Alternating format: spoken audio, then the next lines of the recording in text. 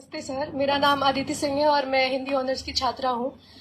मेरा सवाल आपसे ये है कि अगर आपको भारत का एजुकेशन मिनिस्टर बनने का अवसर मिले तो आप हिंदी को लेकर कौन से नए बदलाव करना चाहेंगे या कौन सी नई पॉलिसीज को इंट्रोड्यूस करना चाहेंगे? पहली बात तो ऐसा होगा नहीं, है ना? कोई मुझे क्यों बनाएगा। लेकिन अगर मैं इस हाइपोथेटिकल सिचुएशन में चला ही जाऊं कि मैं भारत का शिक्षा मंत्री बन जाऊं, इसमें एक समस्या ये है कि भारत में शिक्षा संवर्ती सूची का विषय है।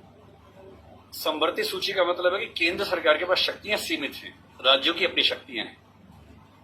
तो सबसे पहली बात, मैं राज्यों पर थोपूंगा कुछ भी नहीं, मैं सारे राज्यों के शिक्षा मंत्रियों के साथ संवाद करूंगा। मैं उन सबको प्रेरित करूंगा, समझाऊंगा। मैं उनसे कहूंगा कि तमिलनाडु में मेडिकल साइंस तमिल में होनी चाहिए, कर्नाटक में कन्नड़ में होनी चाहिए, हिंदी क्षेत्र में हिंदी में होनी चाहिए, हिंदी में नहीं इंग्लिश में होनी चाहिए, ऐसी कन्नड़ प्लस इंग्लिश में होनी चाहिए, तकनीकी शब्द अंग्रेजी में रहें। और वो शिक्षा सिर्फ मेडिकल साइंस क्यों, इंजीनियरिंग भी, लॉ में भी, जुडिशरी में भी। मैं ये भी चाहूंगा कि भारत के हर एग्जाम में, केंद्र के हर एग्जाम में अंग्रेजी और हिंदी का समान महत्व होना चाहिए। और राज्य स्तरीय हर परीक्षा में उस राज्य की राजभाषाओं का सम्मान होना चाहिए। महाराष्ट्र पीसीएस में मराठी की भूमिका अंग्रेजी से कई गुना ज्यादा होनी ही चाहिए, क्योंकि वहां के एसडीएम को, डीएसपी को मराठी लोगों से बातचीत करनी है। और यदि किसी राज्य में 2-3 राजभाषाएं हैं तो वहां की परीक्षा में उन दोनों तीनों राजभाषाओं की परीक्षा होनी चाहिए, ताकि वो व्यक्ति सेवाओं में आए जो उन भाषाओं को बोल सकता है। कुछ ऐसे प्रयास। और तीसरी बात, अभी हमें शिक्षा पर बजट हम बहुत कंजूसी से खर्च करते हैं। हमारा ज्यादा बजट सेना पे खर्च होता है और चीजों पे होता है। मजबूरी वो भी है, सेना को हम नहीं छोड़ सकते, क्योंकि सुरक्षित होंगे तो पढ़ेंगे। अगर युद्ध हो गया, किताब फेंके तो मारेंगे नहीं, तो हमें ये हथियार चाहिए ही चाहिए, युद्ध तो करना ही पड़ सकता है। पर मैं चाहूंगा कि शिक्षा पर हमारा खर्च बढ़े। एक ऐसी, हिंदी में समस्या क्या होती है, और ये हिंदी के साथ बाकी भारतीय भाषाओं में, आपको हर विषय में अच्छे अध्यापक ही नहीं मिलते हैं। अच्छे अध्यापक क्यों नहीं मिलते हैं? क्योंकि अच्छे कॉलेज ही नहीं है। अच्छे कॉलेज क्यों नहीं है? क्योंकि अच्छे शिक्षक पहले बने ही नहीं थे। अच्छे शिक्षक क्यों नहीं बने थे? क्योंकि उनको पता था कि नौकरी मिलेगी नहीं। अगर नौकरी इंग्लिश में ही मिलेगी तो लोग इंग्लिश मीडियम में ही पढ़ेंगे। इस बच्ची ने अभी भी कहा कि मैं अंग्रेजी माध्यम में, मुझे हिंदी ज्यादा समझ में आती है। पर ये अंग्रेजी माध्यम में क्यों है? क्योंकि नौकरी का संकट है, एक मजबूरी है कि नौकरी इंग्लिश में मिलेगी। अगर भारत सरकार ठान ले और राज्यों की सरकारें ठान लें, अपनी अपनी भाषाओं में पढ़ाई लिखाई की संस्कृति को ठीक से विकसित करें। रामविलास शर्मा जी ने कहा था कि हर जिले में एक विश्वविद्यालय होना चाहिए अपनी भाषा में। आंध्र प्रदेश के हर जिले में एक तेलुगु विश्वविद्यालय हो, जो उस जिले की विशेषताओं को केंद्र में रखकर ज्ञान, विज्ञान, कौशल का विकास करता हो।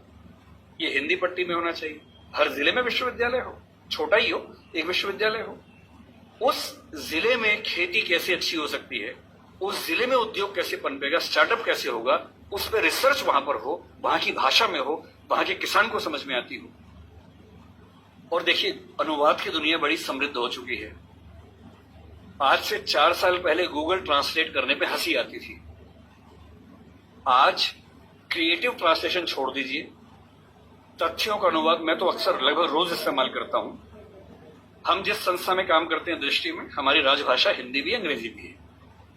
और मैं सुनिश्चित करता हूं कि हमारी संस्था में जितने भी नोटिफिकेशन आएंगे, पहले हिंदी में आते हैं, फिर अंग्रेजी में आते हैं। मैं खुद बनाता हूं, दोनों भाषाओं में बनाता हूं। पहले हिंदी में, गूगल ट्रांसलेट पे जाता हूं, 1 सेकंड में अनुवाद हो जाता है। फिर उसको चेक करता हूं। आश्चर्य आपको होगा कि पहले 40-50% सही होता था, आजकल 95-97% सही होता है। मुश्किल से 2 साल रुक जाइए, ये मामला 100% का होने वाला है। जिस दिन 100% का हो गया, उस दिन हिंदी वालों का ये बहाना खत्म हो जाएगा कि हिंदी में कंटेंट नहीं है। आपको अंग्रेजी का जो अखबार पढ़ना है, आज से 2 साल बाद पता क्या होगा, आप नेट पे जाएंगे, द हिंदू मान लीजिए पढ़ना है आपको, आप द हिंदू पे जाएंगे, नीचे क्या लिखा होगा, कौन सी भाषा में पढ़ेंगे, सारी भाषाओं के नाम होंगे, यहां तक कि स्पेनिश और फ्रेंच भी लिखा होगा। आप हिंदी क्लिक करेंगे, पूरा अखबार हिंदी में आएगा आपके सामने। फिर क्या बहाना बचता है? दुनिया की जो भी किताब पढ़नी है, एक टैबलेट आपके पास होगा या बुक रीडर होगा, दुनिया की जो किताब पढ़नी हो अपनी भाषा में आप पढ़ेंगे और अनुवाद की समस्या रत्ती भर नहीं होगी। मुश्किल से 5 से 10 साल के बाद ऐसी डिवाइसेस आ जाएंगी, ईयरफोन लगा होगा आपके कान में। आप जैसे मैं भी जब विदेश में जाता हूं, जहां अंग्रेजी चलती है वहां दिक्कत नहीं आती। अब जैसे मान लीजिए मैं ऑशविट्ज, एक आपने सुना होगा जहां नाजी अत्याचार हुए थे, मैं 2 दिन पहले पोलैंड में वहीं गया हुआ था। वहां हर चीज पोलिश भाषा में लिखी हुई थी, कहीं कहीं अंग्रेजी थी। अब समझ में नहीं आ रहा कैसे पढ़ूं। गूगल ट्रांसलेट पे जाके कैमरा ऑन करना है, लैंग्वेज में आपने कर दिया पॉलिश टू इंग्लिश। आप कैमरा जहां जहां ले जा रहे हैं पॉलिश इंग्लिश में कन्वर्ट होकर दिख रही है आपको, कोई समस्या ही नहीं है। वो सारी पॉलिश लिखी है, मैं सारा अंग्रेजी में पढ़ रहा हूं, कहीं कहीं हिंदी में पढ़ रहा हूं, सब कुछ हो चुका है। मुश्किल से 2-3 साल बाद क्या होगा, ऐसे हेडफोन्स और माइक आ जाएंगे।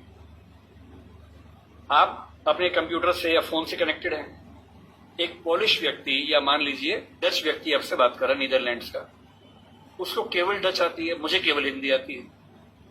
मैंने अपने फोन में डच से हिंदी सेट कर दिया, उसने अपने फोन में हिंदी से डच सेट कर दिया। वो डच बोल रहा है, मेरे हेडफोन में जो माइक है वो उसको सुन रहा है, कंप्यूटर कनेक्टेड है, फोन कनेक्टेड है, मेरा फोन तुरंत उसको हिंदी में कन्वर्ट करके मुझे हिंदी में सुना रहा है। मैं हिंदी बोल रहा हूं, उसे डच में सुन रहा है। और ये मैक्सिमम अगले 5 साल का मामला है। 5 साल बाद बेबीलोन की मीनार बन जाए। 5 साल बाद आप दुनिया की किसी भी भाषा के साहित्य को, साहित्य में थोड़ी दिक्कत आ सकती है, ज्ञान विज्ञान की बात कर लेते हैं, किसी भी भाषा के ज्ञान विज्ञान को आसानी से पढ़ सकेंगे। अगर मैं शिक्षा मंत्री बन गया, जो कि मैं नहीं बनूंगा, मैं जानता हूं, क्योंकि लोग क्लिप काट के चलाएंगे कि देखो बनना चाह रहा है ना। अगर ऐसा कभी हुआ तो मैं सुनिश्चित करूंगा भारत के हर विश्वविद्यालय में हर ज्ञान की चीज हर भाषा में उपलब्ध हो।